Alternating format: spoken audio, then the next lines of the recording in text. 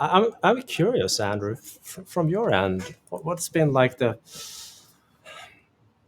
big news from the conference? What are some of the things you picked up that you There's didn't know before going? quite a few graph sessions this week that I've picked up on. For you and I had one, and fortunately, Jan, who is in the back, was able to join in your place. We just deleted a couple of letters from your first name, and we got Jan. Beautiful. It worked out well. So a common thing that I've been hearing this week, and maybe I'll pose the question back to the room here. Should we still be using client secrets as often as we do when we're connecting a graph? No, we should be using managed identities and certificates. That has been a theme I've heard many times in many different sessions this week. So it's not exactly new, but I'm hearing it more this year than I typically do. So that stood out to me. A lot of autopilot sessions, a lot of graph sessions. Would anybody like to share a favorite session that they had, or something, just some information that they thought was really interesting in one of their sessions? Yes, sir. The BlackLotus debacle. I don't know how many are aware of this issue, but we all will be impacted sooner or later. I think the certificate itself that is going to die and be revoked automatically, latest by October next year, but probably sooner. We will be experiencing some things. So one of the sessions we had earlier was about that situation, and yeah, it's important. So if you haven't already looked into it, please do so. Yeah, that's a good one. Absolutely. Funny enough, one of the links that I kind of looked into just before office hours was a repost from Damien. He's a Microsoft MVP over in France. And let me bring that up on the screen.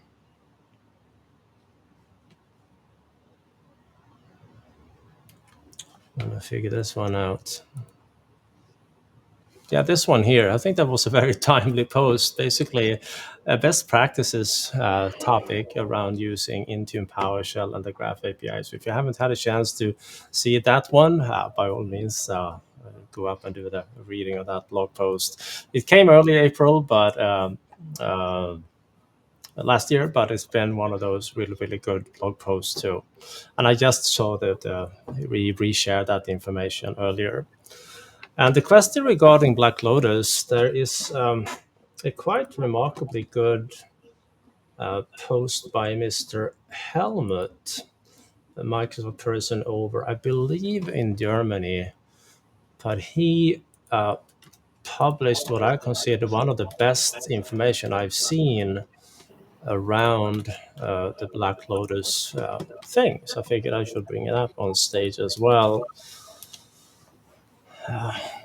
So basically this one here, slightly clear on the vlog around this, but basically giving a little bit of background to the scenarios, how it really been effective, and what happens when you start to do mitigations about it, because those mitigations are in multiple levels. Anything basically from starting to, all right, we do trust in a certificate, and eventually we will revoke it away and tell the devices to don't trust anything but this, or don't trust any other bootloaders. But the moment you put in that mitigation in place, that's when fun things start to happen, because you need to make sure that all your devices are in that state. Otherwise, you'll find that you can no longer boot from old boot media. You cannot boot from Pixie unless you make some modification to the Pixie. And this blog post is just a fantastic, good summary about that. Obviously, you should attend Gary's and Mike's session if you had a chance there. But this, I think, is a really good blog post to read, especially for those that are not in the conference and won't have access to the MMS material. But I know that Gary and Mike had a pretty long slide deck for their sessions. If you didn't have a chance to catch it, recommend at least download the slide deck. And I know someone who happened to have a PowerShell script available again for like the 10th in a row or something like that, that allow you to download every single slide deck in one go from the conference. Just makes things so easy. Do you mind bringing that up, Johan? I'll see if I can find it.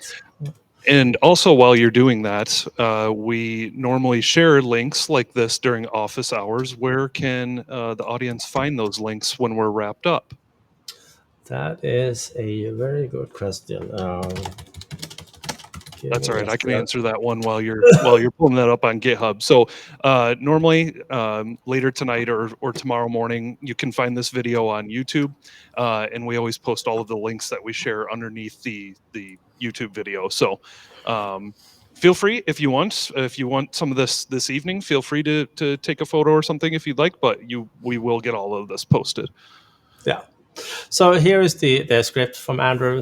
As you can see, it's been recently updated here for MMS 2025 or MOA 2025. So single PowerShell script allow you to filter on sessions and topics and whatnot. But you kick it off, you have a long coffee break, and you come back and you have all the sample files, all the scripts, everything in one single folder. Really, really good. And Johan, would you mind scrolling down a little bit? I did just want to point out to the acknowledgments there, this is not a one-man show on this script. It's been running for, as Johan said, about 10 years, but several contributors to the script over the years. It's been around long enough that PowerShell 7 was released. We've had Sketch itself has changed a lot. PowerShell has changed a lot. And so we've had some people that are much smarter than I am that have also gotten in and adjusted the script. So more great community effort at work. Community, right? That's the best. All right. Regarding the links that Andrew mentioned up on our YouTube channel, obviously I'm not going to pick this live event that is running right now, but if I pick, say, the one from last week, this is where you will see in the descriptions here, you will have all the links that we were discussing. That one, for example, this very shiny one, the OpenIntuneBaseline, which I know that I made some updates to recently, but this is a jumpstart kit if you want to get going with Intune and don't really know where to start with all these different configuration policies. We have mentioned this many times throughout our office hours, but this one is one of those amazing community contributions where you have, for example, a decent set of starting policies that are well tested, well vetted by the community. Beautiful naming convention. Makes my eyes tear up when I see this. It's just amazing. But if you just want to have something to start going, just import this in a lab tenant and start to play around. This is amazingly good.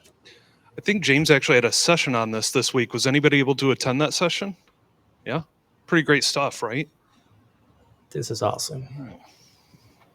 Yeah. The trick around this, and I learned this the hard way. First of all, read the documentation. I didn't. So I just started to import them as they were into the console, because these days you can import settings catalog settings in the Intune console directly. These baselines are intended to be in tune with the Intune management tool from Michael Carlson, which is a downright great tool. We have showcased this probably 20 times here. But if you at any given point have stuff that you want to either document in Intune or just export, import, compare, this is the tool. It can do pretty much everything there is in an Intune tenant. So even view stuff that you normally cannot see in an Intune tenant, like the content of a platform script that we uploaded. It's right here. You can even edit it here. Beautiful. So if I would take one of my PowerShell scripts that I have here, let me show you that one because it's fun. We can actually have a little competition for it.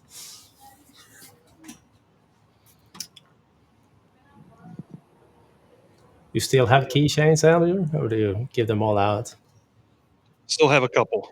There we go. There we go. Let me see. Devices and Windows to make the list shorter. Scripts, platform scripts. This is a script I'm very proud of, but unfortunately, it's the deployment is not great. I targeted 30 devices. It failed on exactly 30 devices. And if I would go to Intune and take a look at the script and just like, all right, I can't really do anything with it. I can't see the content of it. I don't know why it failed. I would have to snatch it from a device or start to do some logging on devices to see what's going on. Or I would use this little utility and go to that script and simply view it.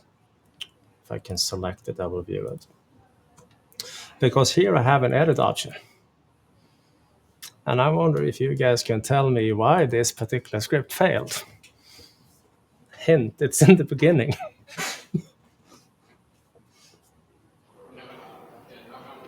See, oh, yep, a couple of guesses here.